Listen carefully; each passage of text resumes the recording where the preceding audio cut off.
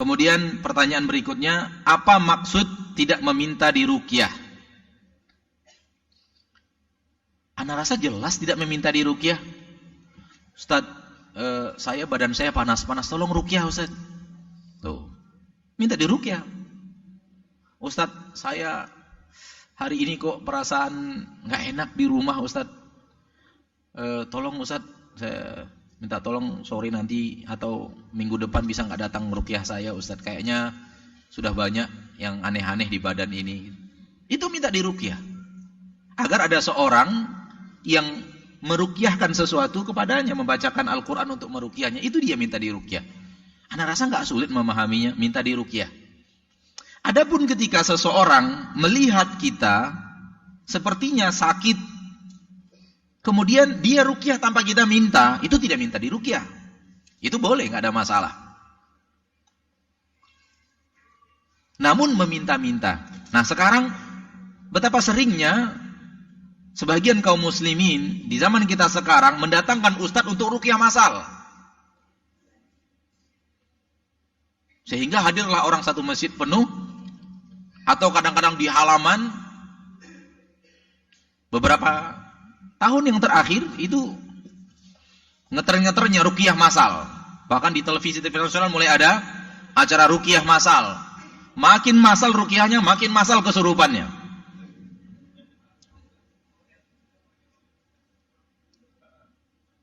Nggak boleh minta diruqyah. Nggak boleh dalam arti kata, tidak boleh dalam arti kata kalau ingin mendapatkan kesempatan menjadi 70.000 orang yang kali 70.000 tadi.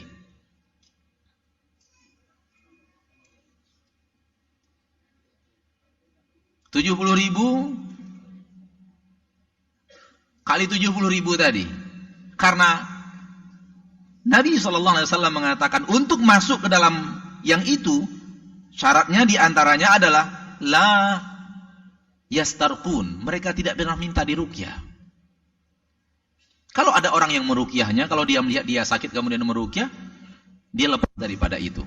Namun pada dasarnya minta diruqyah tidaklah haram. Sengaja kita akhirkan bahasan tidak haram ini. Pada dasarnya tidak haram. Karena kita meminta sesuatu yang mubah. Namun ketika kita minta ruqyah, minta diruqyah, kesempatan untuk masuk ke dalam 70.000 tadi, kita akan mau masuk ke situ, Pak.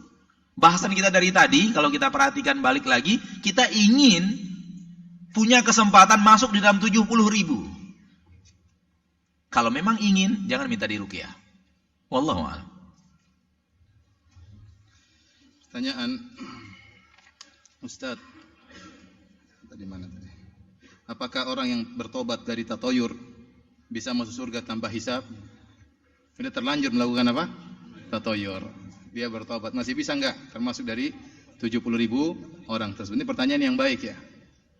Jawabannya Allah alam bisawab, jangankan tatoyur, bahkan syirik akbar, kalau dia sudah bertobat darinya, mudah-mudahan bisa termasuk dari 70.000 orang. Oleh karenanya, tatkala para sahabat ingin mengetahui siapa 70.000 orang yang masuk surga tanpa adab dan hisab, di antara mereka ada yang berkata, humul ladzina wulidu fil Islam wa lam yusyriku billahi syai'a. Mereka adalah orang yang lahir dalam kondisi Islam namun tidak pernah berbuat syirik sama sekali. Pendapat ini tidak benar. Ya, tidak ada syarat bahwasanya seorang masuk 70.000 golongan, 37.000 orang tidak boleh pernah berbuat syirik sama sekali. Kalau gitu para sahabat banyak yang tidak bisa masuk. Bukankah Umar, bukankah Utsman, bukankah Abu Bakar, artinya para sahabat dahulu mereka musyrikin. Oleh karenanya barang siapa yang pernah terjerumus dalam praktek tatoyur, kemudian dia bertobat kepada Allah, dia meluruskan tauhidnya, mengkokohkan tauhidnya, memurnikan tauhidnya, semoga masih bisa masuk dalam 70.000 orang yang masuk surga tanpa adab dan tanpa hisab. Wallahu a'lam bishawab.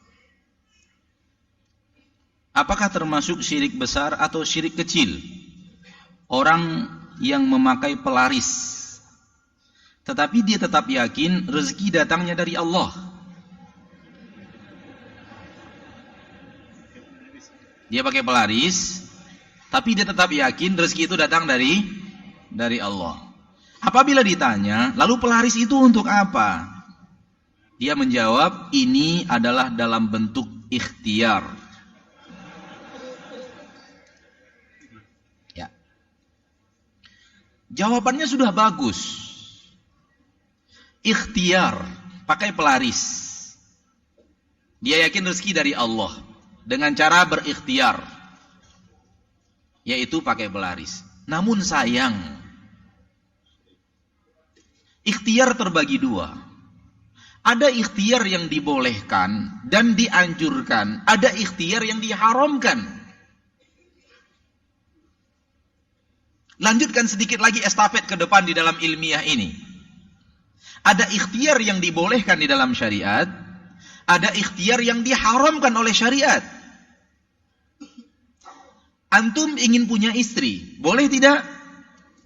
Belum tentu. Caranya gimana? Ada yang ingin punya istri dengan cara yang halal, ada yang ingin punya istri dengan cara yang haram. Ada orang mencari rezeki dengan cara yang halal, ada orang mencari rezeki dengan cara yang haram. Ada orang yang berikhtiar dengan cara yang halal, dan ada orang yang berikhtiar dengan cara yang haram. Dan memakai pelaris termasuk berikhtiar dengan cara yang haram. Karena itu dilarang oleh Nabi kita tercinta sallallahu alaihi wasallam dan dinyatakan syirik. Maka ikhtiarnya batal. Karena dia masuk ke dalam ikhtiar yang haram. Baik, pertanyaan yang tadi adalah syirik mana ini? Syirik besar apa syirik kecil? Apakah dia yakin yang memberi rezeki kepadanya adalah pelaris tadi? Dari pertanyaan tadi, apakah dia yakin bahwa yang memberikan rezeki kepadanya pelaris tadi? Tidak, berarti belum syirik akbar. Kalau dia sudah yakin yang memberikan rezeki kepadanya, yang membuat dagangannya maju adalah pelaris tadi, syirik akbar. Itu syirik akbar. Karena dia sudah meyakini ada yang memberi rezeki selain Allah, yaitu pelaris. Atau orang yang membuatkan pelaris, manusianya.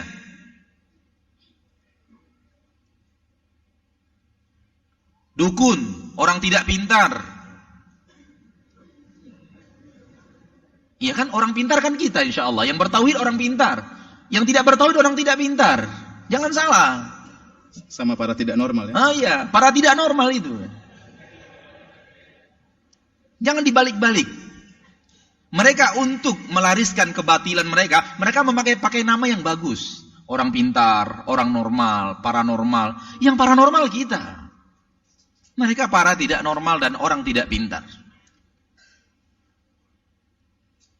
Jadi seperti itu. Maka kalau dia tidak yakin, dia tidak pernah meyakini tangkal ini, jimat ini, pelaris ini, itulah yang memberi rezeki, nggak pernah yakin, dia tetap ke atas. Ini syirik kecil. Sama dengan orang yang berdoa kepada Allah tadi gara-gara ada mertua, syirik kecil. Sampai dia meyakini bahwa si A, para tidak normal ini yang bisa memberinya rezeki. Punya kesaktian yang luar biasa yang bisa mendatangkan rezeki. Itu syirik besar. Karena dia sudah yakin rezeki datang dari selain Allah. Wallahu a'lam. Pertanyaan berikutnya masih seputar jin. Apakah ada jin yang masuk surga? Jawabannya tentu ada. Kelazimannya mereka adalah mukallaf, diperintahkan oleh Allah Subhanahu wa taala, maka tentu mereka bermodel-model. Dan Allah sebut dalam Al-Qur'an dalam surat Al-Jin, silakan antum baca. Di antara jin berkata, wa anna minnal muslimuna wa minnal qasitun. Di antara kami ada yang muslim dan ada yang tidak muslim. Ya. Kemudian para jin juga berkata, wa anna minnas salihuna wa minna duna dzalik. Di antara kami ada yang soleh dan ada yang tidak soleh. Kunna tara'iqa qidada. Kami ini bertarekot-tarekot, bermodel-model. Oleh karenanya para ulama mengatakan ada jin murji'ah, ada jin khawarij, ada jin syiah, ada jin salafi, ada jin yang lain. Al-Imam Ibnu Katsir rahimahullahu taala dalam tafsirnya, dalam tafsir ayat ini, kunna tara'iqa qidada. Dia sebutkan riwayat dari Al-A'mash rahimahullahu taala, seorang muhaddits. Beliau intinya pernah bertemu dengan jin, kemudian dia bertanya kepada jin tersebut, ya, mar rafidhatu fikum. Rafidah, orang-orang Syiah, di antara kalian bagaimana wahai para jin? Maka jin tersebut berkata, syarruna, paling buruk, firqah paling buruk di antara jin. Jadi ternyata ada jin apa? Rafidah. Dari situ kita tahu bahwasanya jin ada yang muslim, ada yang kafir, ada yang beragama yang lain, ya, beragama Hindu, Nasrani dan yang lainnya. Sehingga di antara mereka ada yang masuk surga dan ada yang masuk neraka. Ada ayat-ayat menunjukkan di antara mereka masuk neraka. Contohnya kata Allah, wa ammal qasituna fakanu li jahannam hataba. Adapun jin-jin yang menyimpang maka mereka dibakar dalam neraka jahanam. Wa laqad dzara'na li jahannam katsiran minal jinni wal insi lahum qulubun la yafqahuna biha wa lahum a'yunun la yubsiruna biha wa lahum adhanun la yasma'una biha ulaika kal an'ami bal hum adall. Kata Allah Subhanahu wa taala, sungguh kami telah penuhi neraka jahanam banyak dari kalangan jin dan manusia. Mereka memiliki hati tidak mereka gunakan untuk berfikir, mereka punya mata tidak digunakan untuk melihat kebenaran, mereka punya telinga tidak digunakan untuk mendengar kebenaran, maka mereka seperti binatang ternak, bahkan mereka lebih parah. Telah kita sebutkan dalam pengajian kita tadi bahwasanya para jin jika mereka saleh kepada Allah Subhanahu wa taala, mereka diberi rizki oleh Allah Subhanahu wa taala. Wa allaw istaqamu ala tariqati la asqainahum ma'an ghadaqa. Seandainya mereka istiqamah di atas jalan yang benar, kami akan berikan mereka rizki yang banyak. Demikian juga di akhirat mereka akan dimasukkan dalam surga. Jadi jin sama dengan manusia dari sisi taklif. Hanya saja para ulama usuliyun mereka berselisih tentang ini disebutkan oleh Zarkashi dalam kitabnya Al-Bahrul Muhit dalam usul fikih. Dia sebutkan apakah syariatnya jin sama seperti syariatnya manusia? Jawabannya ada khilaf di kalangan para ulama, namun al-muhaqqiqun, para alim ulama yang ahli tahqiq, para peneliti, mereka mengatakan secara global syariat kita sama dengan syariat jin karena rasulnya sama. Nabi Muhammad SAW diutus untuk manusia di zaman dia dan juga untuk para jin di zaman Rasulullah SAW. Bahkan datang dalam Al-Quran, datang jin mendengarkan ceramah Nabi, mendengarkan lantunan Al-Quran Nabi SAW. Tetapi apakah sama persis dalam segala hal? Maka yang benar kata para ulama tidak sama persis. Karena ada tabiat yang berbeda. Contohnya jin punya kemampuan untuk terbang, ya. Mungkin cara hajinya beda dengan cara haji kita, ya. Makanya tidak perlu kita tanya, Ustadz, jin wudunya bagaimana? Itu bukan urusan ente. Yang penting ente sholat. Ente jangan urusan jin. Kecuali ente mau menikah dengan jin, lain lagi ceritanya. Allah alam bisawab. Ustaz Firanda katanya. Apa hukumnya jika seseorang telah berobat kemana-mana tetapi tidak sembuh, lalu dia berobat ke dukun, lalu dia pun sembuh, sementara dia tidak percaya dengan dukun tersebut?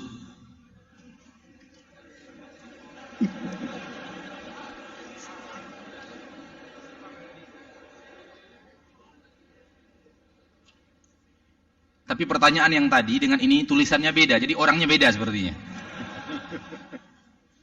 Subhanallah. Baik. Ada orang minta rezeki kepada Allah. Minta rezeki kepada Allah. Minta lapangan rezeki kepada Allah. Sudah 5 tahun, 6 tahun, 7 tahun, rezekinya belum lapang.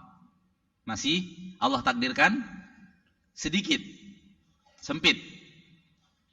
Kemudian ada tetangganya minta rezeki kepada dewa. Dalam 2 tahun, 3 tahun rezekinya melejit. Apakah pertanda dewa itu benar? Bahwa dewalah yang memberi rezeki, bukan Allah? Kita minta doa kepada Allah. Tak tanggung-tanggung. Minta rezeki, minta rezeki, minta rezeki, minta rezeki. Belum juga Allah bukakan. Ada orang yang minta. Rezekinya melejit. Tahun depan buka cabang toko yang kesekian, buka cabang yang kesekian. Loh, terbukti bahwa dewa lebih memberi rezeki daripada Allah. Berarti dewa yang memberi rezeki. Maka lihat, tidak boleh dijadikan hal seperti ini bukti kebenaran. Justru di sinilah Allah Tabaraka wa Ta'ala ingin menguji kita. Orang tadi yang telah meminta kepada Allah Tabaraka wa Ta'ala kemudahan rezeki, Allah belum mudahkan rezekinya. Dan orang yang meminta kepada dewa, Allah lapangkan rezekinya, Allah punya maksud. Tetapi tidak boleh kemudian dijadikan bahwa ketika dia meminta kepada dewa dan rezekinya lapang, itu pertanda yang benar-benar ilah itu adalah dewa, bukan Allah. Nggak boleh.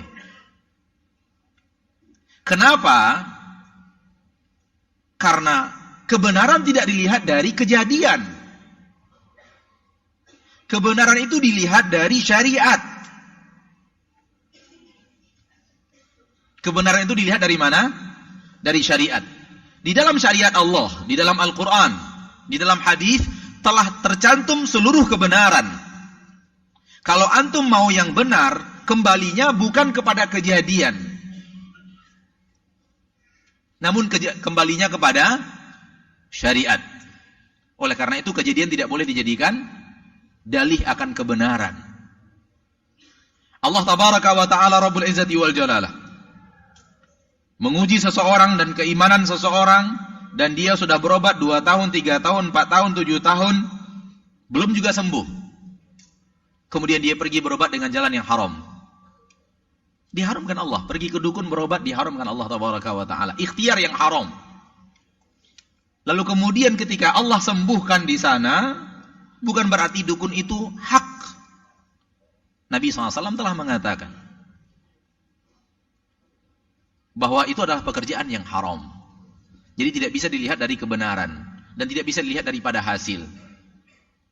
Obat. Allah tabaraka wa ta'ala,